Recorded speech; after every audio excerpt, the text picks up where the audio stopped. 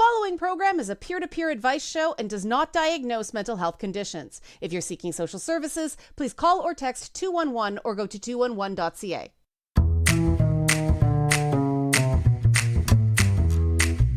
Hello, listeners around the world on radio, streaming, and podcast services. This is It's Not Therapy. I'm Liana Kersner, and I am not a therapist, but I am your source for navigating the madness of mental health, using my top 10 sayings for going good crazy.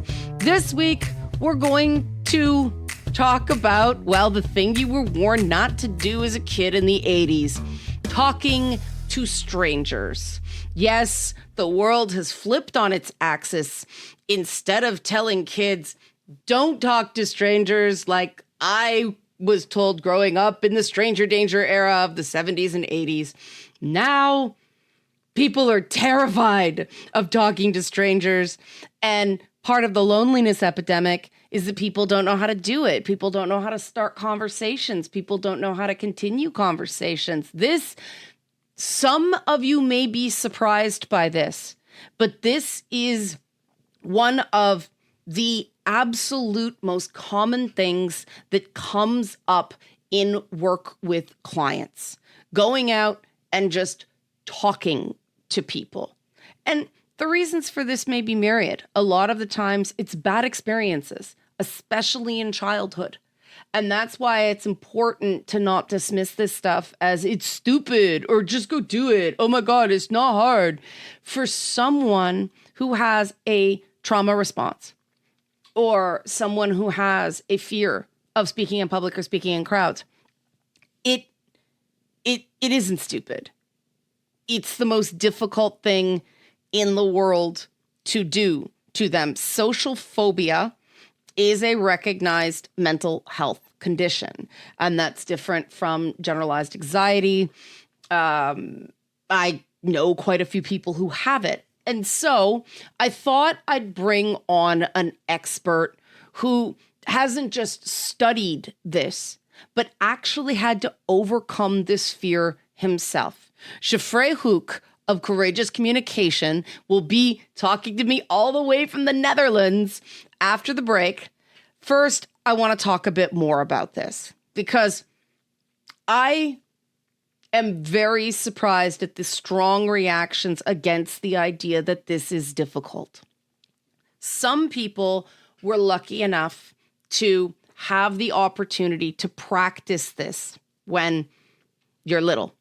I did. But when I was at the worst of my PTSD, this was actually something I had to do myself. So I am not of the camp where, we never learned, we didn't get enough practice. We had a very isolating childhood. That's one reason that this can be very difficult. Other people, their parents just put the fear of God into them about talking to strangers. Other people have neurodivergencies that make this extremely difficult. For me, it was a trauma symptom. I had so many bad experiences of people who didn't even know me attacking me on sight because sometimes of stuff that people spread lies about me, that I was terrified of it happening again. Going up and ordering a coffee was too much for me. And so this is something I had to overcome myself. And after I talk to Geoffrey, we'll get into a bit more of what I did, my specific technique.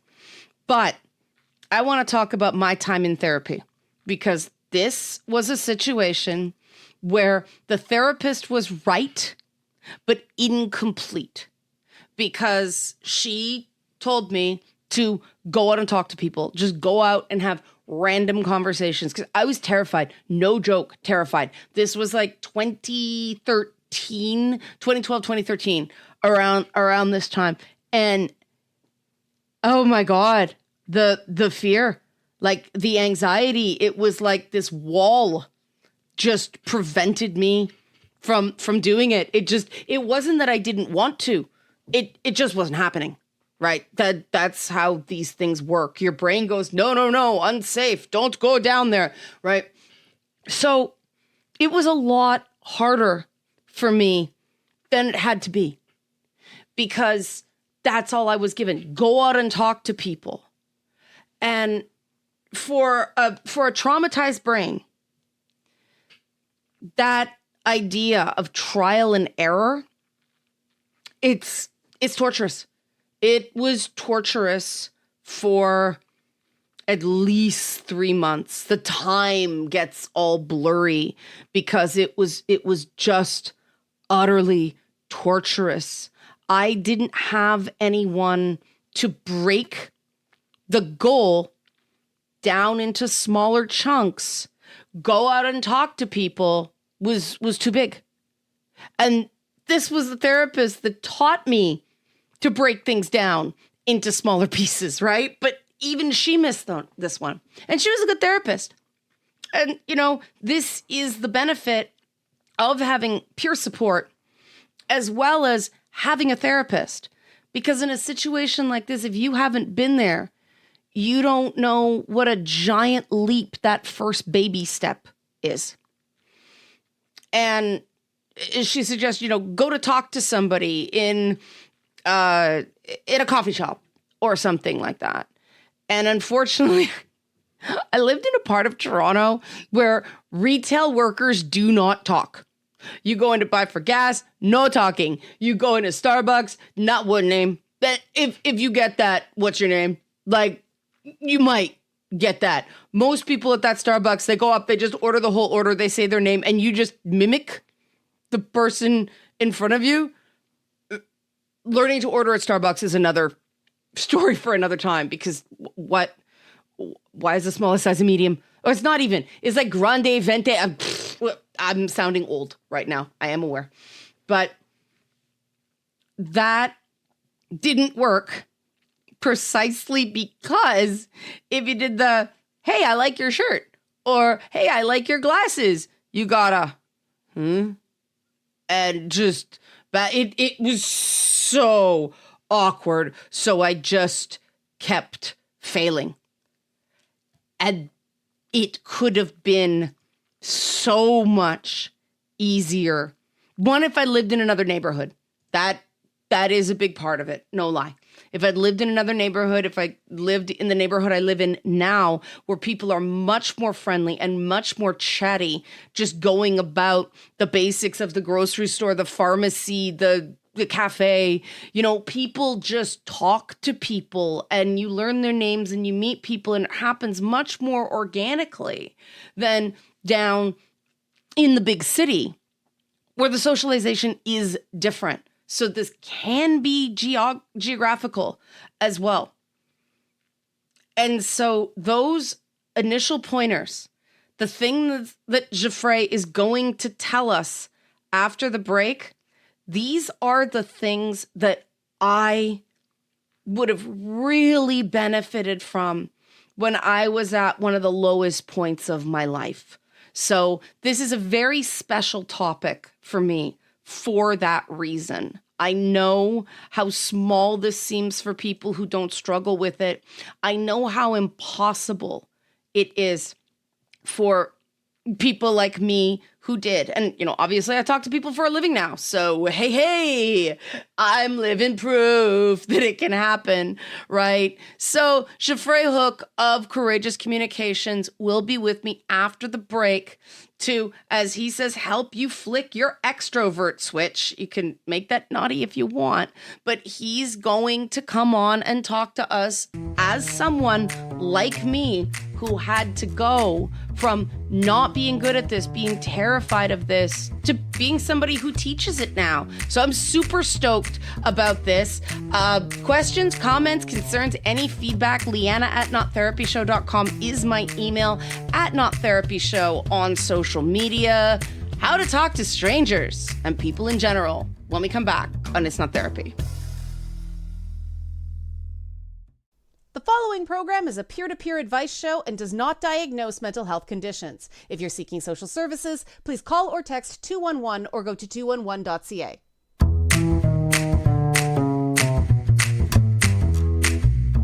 We're back on It's Not Therapy. I'm still Liana Kersner. I'm still not a therapist. We are still talking about communication for introverts. Now, that may be a misnomer because my guest this week has a book called The Extrovert Switch. I am very curious. Geoffrey Huck is here from the Netherlands. All the way from the Netherlands, Geoffrey is here to join us. And Geoffrey was like, I don't care how you pronounce my name. I'm like, no, we are bilingual here in Canada. We get it right. Geoffrey, thanks for coming on It's Not Therapy and giving us your knowledge and your experience about how you learned to communicate in public with people. Where do you want to begin here? Thank you, Liana. I'm very happy to be here. Thank you. Hello. Yes, that's what I do. Teach people to overcome their fears. May it be speaking in public or sometimes just talking to people in the street, making a phone calls, or those situations that can trigger the nerves. Yeah. And for people who don't have issues with these things, they may have trouble recognizing how common a problem this is, especially with my we say Gen Z up here, but Gen Z clients for Americans listening, making phone calls, just having conversations for the purposes of navigating the world, talking to professors, phoning to make a doctor's appointment. These are terror-inducing scenarios. So you have some experience, like you started there, right? You had trouble with this stuff too. Oh la la, oh yes, very deep. Unfortunately, I had extreme social anxiety. Fortunately or unfortunately, I was a software engineer and I worked from home. I was a freelancer, so I basically stayed at home all the time, avoiding everyone, and making phone calls just with clients was a hell. As was handling administrative tasks, and going out was just something I didn't do unless I, use alcohol or stuff like that, which tend to make the problem even worse, especially when it comes to social anxiety. So basically, I did everything wrong for a few years, and then I tried something entirely different, and it worked. Yeah, I mean, the problem with alcohol is at the time it lowers inhibitions, but it increases regret, right? You start thinking back to what you did. It's like, oh, why did I do that? I work with a lot of software engineers. They're terrified about, say, losing their job because the job interview process alone is terrifying. And there's a lot of brilliant people out there who are not living their best lives just because there's this barrier of communication, not just socially, but, you can't have good health if you can't make a doctor's appointment. You can't get a better paying job if you're terrified of, speaking to do job interviews. So how did you realize, not even how did you do it? How did you realize that this was something that could get better? I had no idea. You had no idea? Honestly, the only clue that I had at that time, and this was about 12 years ago, I read a book about sociology. I don't even remember the name. And in the book, it was written that they talked about a professor in sociology professor who used to be extremely shy and social anxious when he was young. And they said that at the end of his life, this guy could talk to everyone in the street and he was the most outgoing person ever. I didn't have a clue about how he did it. I didn't even know if that story was true, but this was all I had that told me maybe this is possible. It was the only time when I read that someone did overcome this thing. Yeah, I mean, I actually score very high in introversion in the Myers-Briggs. I always get it wrong. MBTI. I'm like, introversion is my highest characteristic. My mother actually put me in dance, and it was the movement that brought me to performing, that brought me to speaking. And then I got into journalism, and now people tell me I can't shut up. So, it is possible. I mean, but you call your book The Extrovert Switch. That suggests you're not masking. You're not just forcing yourself to talk and then feeling miserable about it later. You're actually comfortable with this, yeah? Yeah. Okay. I used to be like you, Liana, scoring at the extreme of the spectrum of introversion. And so the reason I call it the extrovert switch is for all the people out there who did those tests and who believe that they will never be someone who's outgoing because it's their personality. And Right. this is completely not true. Right. The first person I heard that it was possible to change those metrics was an editor at a gaming website I worked at, and he said that he was profoundly introverted, and now he skews extroverted. So, how does this switch happen, Geoffrey? I mean, where do people begin? Because a lot of people out there are sitting here thinking, no, not me. There's no way. This is for other people. There are a few things to make right. And usually when people say that they cannot achieve this type of result, it's because there is at least one thing that is not properly balanced. Right. So let's start with the very basic ones. If you approach people and you talk with them, having an open posture, showing your hands, smiling, and having clothes that are not suspicious, that's the basics. If you don't have this, it will make it a lot harder.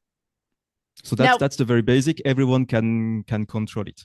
By suspicious clothing, do you mean like a trench coat and a fedora, or just like clean clothes, shirts that aren't stretched up, like the basic stuff you see on dating websites? Yeah, okay. Doesn't have to be fancy, but just something that if you wear clothes that can be, like a hoodie or a leather jacket, it might be a little bit harder. And usually what I suggest, if you have a physical trait that's a bit different, some people have big piercings, to compensate having classy clothes. Okay. Or if you have clothes that are a bit like a leather jacket, make sure that your haircut is very clean. That kind of things. Just so that you don't trigger this security reflex that people have. Right. So don't go all the way into the cyberpunk fashion if you want to go out and talk to strangers. You can, but then you have to compensate on another way. Gotcha. Okay. So one, dress for success, or at least increasing your chances of success. Then what? Yeah. Then it's about initiating. If you stay waiting for people to talk to you at events, if you're shy, if you're introverted, and you never make the initiation step, you will never get those skills. Right. And it's all about starting a conversation. When I talk with people, yeah. It's exactly because it terrifies people. Yeah. That's what blocks everyone. It's the people who are scared to start conversations, they actually know how to talk.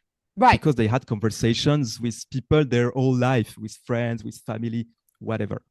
The only thing that they're not comfortable is those 5 first seconds talking with someone that they never talked before. And that's the crazy thing, that everything is blocked because of 5 seconds. Yeah, because you're going from something to nothing to something. Yeah. Yeah. And with interviews, you have to start the conversation. You have to walk in, you have to say hello. That's how I learned. But like in social situations, I started going, okay, what do I do? And there's little things like I'll just say to somebody, hey, I like your shirt, or I like your glasses, and just move on. Right. You don't necessarily have to start the conversation there, but I am talking, I am engaging. I've got the momentum going up. Enough. Yeah. Seeing somebody at the bar. Right. Yeah. Right. It's not about them, because I've gotten used to now, especially when doing anything where you're cold approaching people, you get that weirdo look, and being okay with that was something that is there any way around that but practice?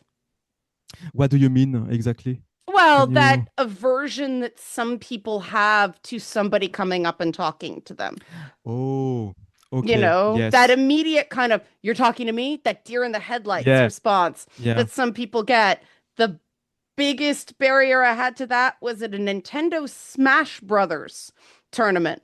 Hardest thing in the world I've ever had to get people open up. The minute they saw somebody coming to talk to them, it was like, oh my God, go away. But eventually I found a few people. How do you get over that? I mean, obviously that person may not be somebody you continue with, but if somebody has trouble reading social cues, how do they navigate stuff like that? So first, when you approach someone, try to make it obvious that you're approaching them. Don't approach sneaky and then at the last moment no jump scares, no stealth attacks. Yeah. Usually, Gotcha. usually Okay. at least eye contact from a distance. What I like is to wave my hands. Don't overthink the opening. You don't have to tell something interesting. You can just say, "Hey, hey." That's my favorite. Hey, hey works all the time, and it works with people everywhere. People in the street, CEOs, it works everyone. Hey, hey. Yeah. And the initial reaction, yes, obviously, if you know Liana, and if you're in the audience and you have trouble to speak with people, chances are when you start a conversation with someone, you're talking with someone who's not very comfortable talking with strangers, and that's the reflection of the problem that you're actively trying to fix by approaching people. So understand that it could be, if the roles were returned, could be you don't want to speak to anyone, and suddenly you have someone who comes. So what I found works is to show the ends, smile, really, play it like inoffensive, and play like you're not here to ask for money, you're not here to sign a petition, you're not here to whatever things that are very boring. You're just Right. here to make a connection, and curiosity is what helps to connect very well. If you want to have one of those keys, what works the best. Yeah, At that's a least really initial that's a reaction. Yeah. really good point. Yeah, that you're not looking for anything from someone but a conversation. I think that that's a big barrier is everybody thinks someone's looking to take and Yeah. nobody considers giving. And if you're in a mindset of giving, you're like, okay, if I'm doing this, then other people must be. But you're in the mindset of everybody's trying to take something from me. Of course, conversations are going to be terrifying, right? It's all defense. Yeah. Yeah, Yeah. it's what usually happens in the streets. If someone comes talk to you, it's usually to ask for something. If you're lucky, it's to ask for direction. And Yeah. otherwise, yeah. Um, I so have that's this why weird the thing. difference are here. People come up to me and they've confused me with another person they know. I don't know if it's because of the hair or anything like that. I mean, I've grown up hyper visible, which was part of it. You want to hide into the background, so people don't notice you because if four kids are doing something wrong, you're the one that's going to get caught because you're the one that people see first. But now it's sort of, like you said, it's this one thing that people notice. And so I don't have to do much with the rest of me. It's sort of this immediately identifiable thing. I'll actually end up talking to people on sunny days because I'll like hide in the shade. And if there's somebody there, I'll just go, the sun, it burns. And that usually gets a chuckle out of them. And then you've started a conversation, Wow. you know? Wow, that's amazing. Yeah. And I Honestly, mean, people are yeah. like, oh, but you're acting like an idiot. Exactly. It's that thing you said, right? Like acting like foolishly or silly lowers that threat, you Yeah. know? Oh yes, yes. And if you have fun, I mean that's Yes. amazing, because having a great conversation with someone, or even if it's not that great, sometimes you make the other person stay. Yeah. Yeah, I mean, a friend of mine and I, for the women's show, it's right before Christmas, we dress up like Christmas elves or snowmen or characters from Frozen. And it's amazing how when you're wearing something unusual, people will come up and talk to you as opposed to the other way Mm. around. It's like you said, if you like, you've got, flowers in your shirt, it's kind of Hawaiian shirt. It's fun, it's vacation-y. It makes people feel more open to approaching, commenting because you're dressing to be noticed, correct? Yeah, yeah, Yeah. yeah. And it's something that I noticed with many of my customers who were sometimes big introverts, very shy, that they had a personality that was a little bit extravagant, and that was the reason Yes. why it felt so hard to be themselves in social situations, because it was a bit too much from compared to what they saw around, and they have to go above this to be fully themselves, and then they have so much fun. Yeah, they're afraid of being weird. Yeah. And I mean, that's why on this show we don't talk about, crazy insane. We talk about good crazy and bad crazy because I don't help people Oh be yes. Oh, sane. I help people go good crazy, right? Like that. That's the sweet spot. Okay, Geoffrey, I want to go to a break. I want to come back and talk about one of the things you talk about in your book, the extrovert switch, how to use fear, which we've been unpacking a lot here, as a compass instead of a stop sign. I'm very interested in this. You good to hold after the break and then we'll come back and talk more? Yes, let's go. All right, Geoffrey Huck, the author of The Extrovert Switch. You can find him courageous-communication.com, courageous-communication.com. He'll be back to tell you how you, if you're afraid of public speaking, how to use fear as a compass instead of a stop sign, flipping that extrovert switch when we come back on It's Not Therapy.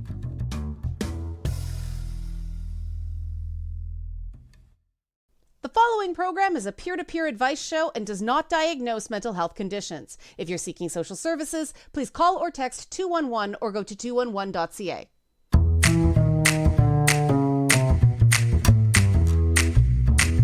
We're back in It's Not Therapy. I'm still Liana Kersner. I'm still not a therapist. We are still talking, finding your extrovert switch and flipping it. That is the title of the book by my guest, Geoffrey Huck, talking to me. Huck. I'm terrible with that vowel. Apologies, Geoffrey. He is speaking to us all the way from the Netherlands, and he is a courageous communication expert. It's right in the website, courageous-communication.com. Geoffrey went from being an introvert to an extrovert. And before the break, we were talking a lot about public speaking and fear and talking to strangers, job interviews, making phone calls.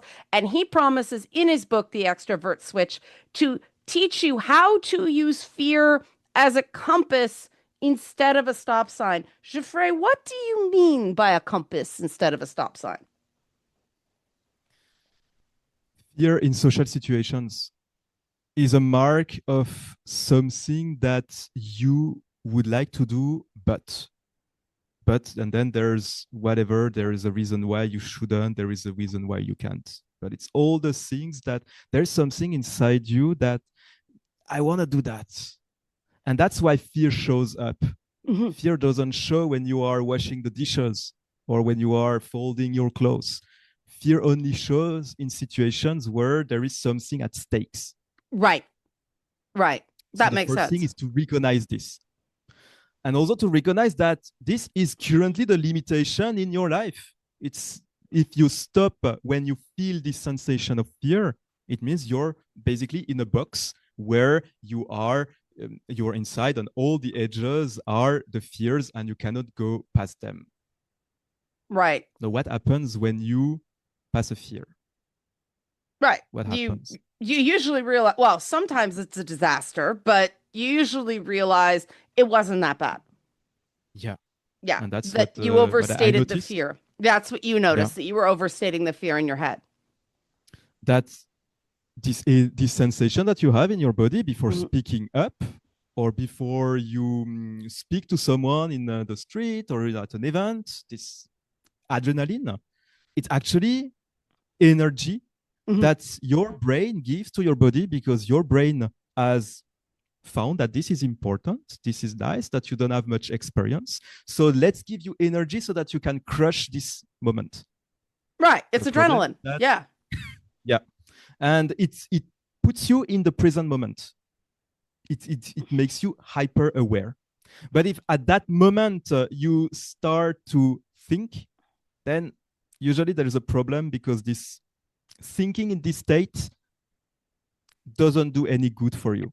Yep. Speaking, though, if you start to speak, even if you don't know what you say, if you start to speak, you do an improvisation, you will notice that all the words come out of your mouth like they always did in the past in all situations. Mm-hmm. So when I found that it works, if you do it willingly, and that's one of the mistakes some people make, they react. Mm-hmm. They wait until they have no choice. Right. That's not willingly. That is different. Then you are in the defense. That's but right. If you go yourself without even waiting for anyone to call your name and you start to speak and you take the space, It's very different. Hmm. Now, the fears people have, I mean, in fairness, they're good fears. They don't want to come across as creepy. They don't want to frighten people.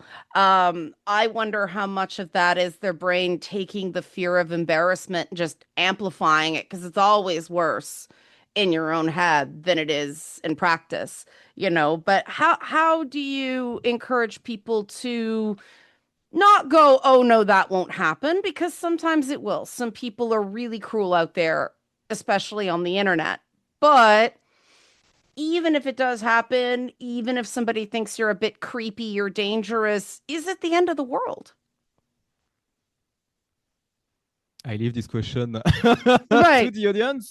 right. Because some people would Well, say, yes, that's why I don't talk to people. I'm terrified ah, of that. I'd yeah. rather not talk to people than have that happen. Now, you I, gave some suggestions in the first segment to minimize that. But how do you get people over reasonable, considerate fears like that? yeah, there are two things. How to handle this, and the second one, I'm just gonna tell a little bit about how to approach this situation. Right. For the first part, I invite you to think of the situation in reverse. How many times in your life did you see someone speaking up or whatever, posting something on internet or making a video, and you really thought, wow, that was so creepy, that was horrible? Chances are it never happened, or it happened in a few very extreme cases. Usually when you meet someone who's a little bit different, it's refreshing. Right. Right. Yeah, and it depends on who you're going up talking to, right? If you're like basic Becky wearing Target, maybe not so much. You go up and talk to somebody and well, I'm a big Warhammer fan, so the minute I see anything Warhammer, I will lose all impulse control, go running over to the person to say, "You have a Warhammer shirt," and that's it. So, I mean, obviously, who you try to talk to matters, but you're right that when you think about creepy, you think about somebody lurking in a corner, very closed off, not saying much or just breathing heavy. You're not thinking of the person who's engaging. I think people are referring to that thing about you approach a woman and immediately hit on her or ask for her number Mhm. without any lead up or getting to know them. You don't recommend people do the pickup artist stuff, right? Like that's not what you teach. Well, if this is something that you find extremely scary, and you could do it as a challenge.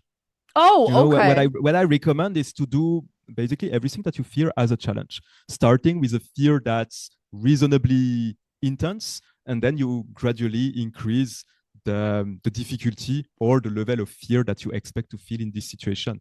But I think for many people out there, the field of dating, seduction Mhm. is a place where there's a lot of fear, as well as there is in business, and Yeah. there could be also in other places. The idea is to go gradually as a challenge.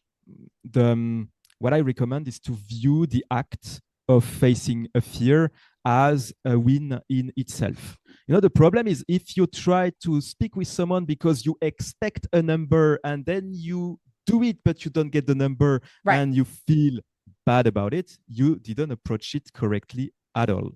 The only thing, what I did in my case, was to approach fears just for the sake of overcoming fear. And that was the goal.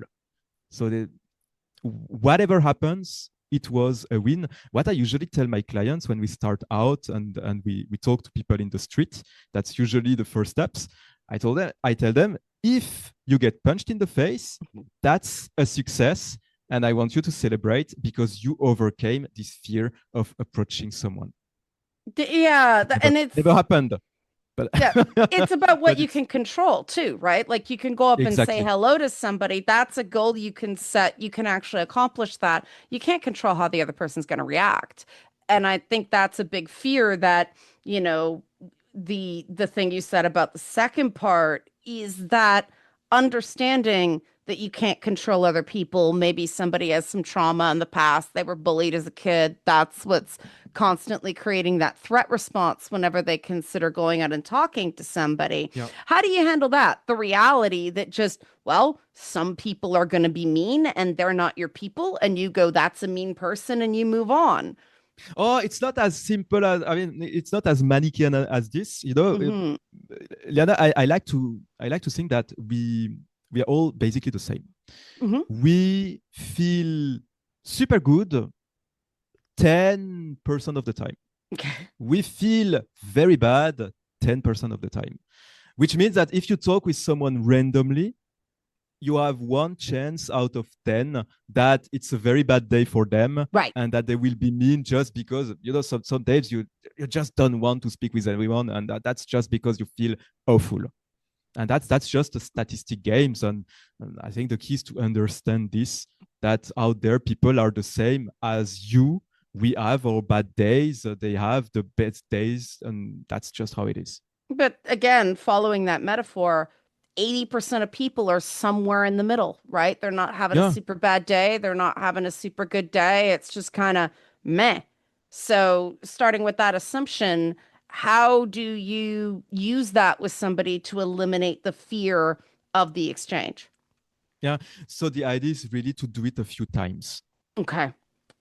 Once you do it a few times in a row, you reach this state. This is what I call the extrovert switch. Is when you initiate a conversation with 3 to 4 people in a row that you don't know, in whatever the place, then suddenly something shifts inside you, and then you just want to talk with everyone, and this fear completely vanished. And this is the reason why I called my book The Extrovert Switch. It's for this state that, my case, an experience, I noticed it's usually what it takes, 3 to 4 conversation. It has to be initiated, Hmm. and that's it. Unfortunately, it's not something that once it's activated, it stays on No, all the time. you're ahead of Usually, me. it usually resets every day. If you do it a few days in a row, it goes a lot faster, obviously, to reach this state again. But it usually always takes a little bit of effort to Yeah. do the first 2 initiations. Oh yeah, those That's the first ones in the morning when it's a trade show or something like that. Those yeah, first exactly. 2 to 5 Exactly. are harder than the rest of the day because then you're in the Yeah, groove, yeah. right? So, Like, better be done with them as fast as possible. oh yeah, oh yeah, The all problem of, is waiting. No. yeah. Yeah. And if it's something like a trade show where you go in, there's going to be a security guard, there's going to be somebody checking badges, and instead of those being wordless people you pass, I just say, good morning, or how are ya, or thank you for your work, or something like that. Just Yeah, that's little yeah. run-bys. Uh, exactly. So that you start right away. The problem is the moment between the you show up 0. Yeah. and you start talking with someone. Yeah.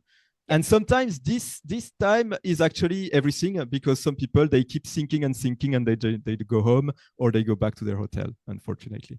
Yeah, I try to gamify it and go, I'm going to talk to the first person I see in a red shirt. I'm just going to say hello or something like that. Wow. Why? Because Star Trek, they're the one that gets it. Um, but you mentioned, going back to your hotel at the end of the night or going home at the end of the night. And then the what did I do brain kicks in to kind of round off to Mhm. let people know what's in the extrovert switch, including, icebreakers, how to command a room, handle blank minds, speak with authentic power. What happens at the end of the day when you're like, why did I say that? Why did I do that? I look like an idiot. Because that's a big Mhm. part of it, right? That's usually just means that you lack experience. Okay. You lack experience, or you didn't have enough conversations. You didn't have the volume, which make it that you only have 1 or 2 things to focus on with one negative thing. And well, I So suggest of you, I can tell you, don't think about it. Though that's a bit hard usually. Well, Cannot do don't that. think about it as the pink elephant, right? Don't think about pink elephants. Everybody thinks about a pink elephant, but you're right that focusing on the more positive, conversations that can push out that one bad experience. And that's the human brain, right? You have 100 great Oh interactions, yeah. and we're trained to think about the one that didn't go great. And it doesn't make any sense, does it? And yet we do it. Oh, we do it also with public speaking. Oh, yeah. You speak in front of a crowd, and there is one word that slipped out of your mouth or that you forgot, and then suddenly it was awful. And yeah, what I suggest is if you do something that feels hard, be proud. That's it. If it feels hard, it means that you showed courage, and that's all there is. Courage. If you have courage, you have everything. Yeah. So notice that you did something hard, and as you did something hard, it's already fine. No need to slap you at the same time. Yeah. I mean, yeah. Courage isn't not being afraid. Courage is being afraid and doing it anyway. Oh yeah. Right? Yeah. Yeah. Mm-hmm. Yeah. Geoffrey Huck, author of The Extrovert Switch, courageous-communication.com. The company is called Courageous Communication, courageous-communication.com. Geoffrey, you've got the book, but you've also got some online courses. So for people who are interested, are they online? Can they work with you one-on-one? How does your coaching service work? Yeah, so basically I have the book that's targeted for everyone who wants to develop those skills. I have the course for professionals who have a few years of experience and who want something fast and action-oriented. The course that I have right now on the website is how to become naturally sociable. And I also offer one-on-one coaching, yes, for people who have already a lots of achievements and who want something very particular and targeted. Awesome. So there's multiple levels of coaching Yes. that you offer. Awesome. So are there any other ways, Geoffrey, to get in touch with you that I haven't covered? Do you have social media, anything like that? Yeah, I post on mostly all social media, LinkedIn being the number one, I would say. LinkedIn is the main way to get in touch with you? Yes. All right. That's how we got in touch. You sent me a video, Yeah, which yeah. I was like, nobody sent me a video before. Oh, really? Oh, never. And I'm like, okay, he's a public speaking guy. This makes sense. But part of the reason I was intrigued is it was new. Like, normally you get the vaguely boring, possibly AI generated cover Oh, letter yeah. style Oh. approach, right? And I'm like, dude, sent me a video. That took different kind of effort.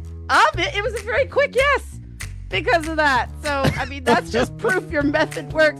Geoffrey, thanks so much for coming on It's Not Therapy, sharing your story, your own personal experience, your insights, and your wisdom. I hope you enjoyed it as much as I did. It was amazing, Liana. Thank you very much. The following program is a peer-to-peer advice show and does not diagnose mental health conditions. If you're seeking social services, please call or text 211 or go to 211.ca.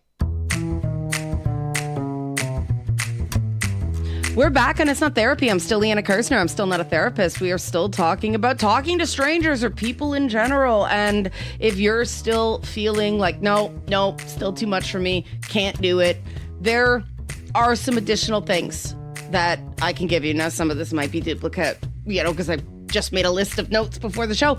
But if you have someone who can go with you for those early exchanges, I found that's a lot less scary. Even they don't have them do the talking for you, but just have them be there so you feel safer that somebody's not going to jump all over you if you make a mistake or come across awkwardly. And you will come across awkwardly at first. And I know for some younger listeners or parents, if you have young adults or older teens at home and they're terrified of seeming creepy, as we talked about this, the line between awkward and creepy, like Geoffrey said, if you embrace the awkward, creepy is the guy who doesn't say anything. And he's absolutely right. Now, how does that translate? Having some kind of question that is sort of neutral. What do you like to order? I use that all the time. I'll go up to a bar and there'll be a signature drink and it's like, is this good? What's in it? Just a simple question to get the conversation going. And then you can decide to have it or not have it, but you're practicing on the bartender, right? Or like I said, that million drink menu at Starbucks. Now, I will never drink a mocha frappuccino again. Ooh, too much sugar. I do love the chais though. Apologies to Starbucks. No hate on Starbucks. But that tends to be the place that I think of the baristas being more friendly on the whole than just, your average coffee shop. So see positive plug for Starbucks. They're giving the show no money. But another thing, if you are neurodivergent and struggle with this, is body doubling. Basically, somebody is just there for the energy that, it's more comforting, parallel play, all that stuff. Sometimes people just feel better if there's another person there, right? That can be a big help. Wingmen exist for a reason, right? Wing woman, even a wing dog. If you go out walking your dog, people will come up to you and talk to you. Don't be afraid because it's a dog. It's cool. But the other thing is just pay an honest compliment to something above their neck. I tend to wear the graphic tees.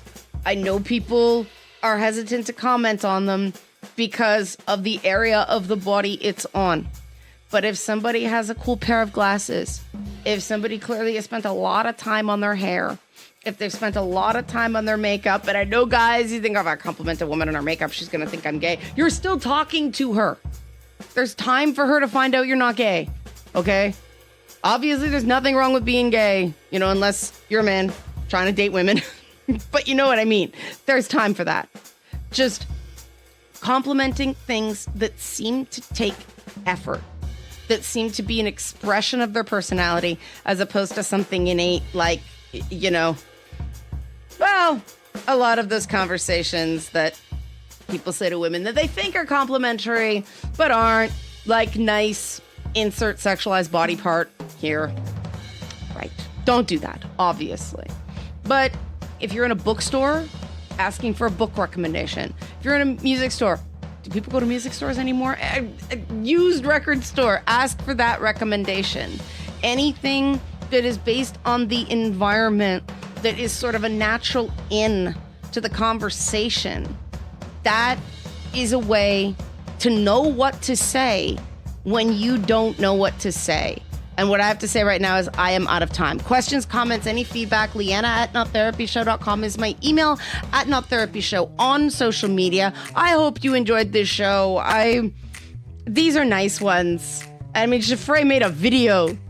He contacted me on LinkedIn and made a video. And I'm like, that has never happened before. I love this dude. But he's speaking. It's not typing, right? That's another thing you can do. Kind of practice talking to yourself like I do on the radio. Kind of practice, play back, listen to it. Practice, practice, practice. You're crazy is only a problem if it's hurting you.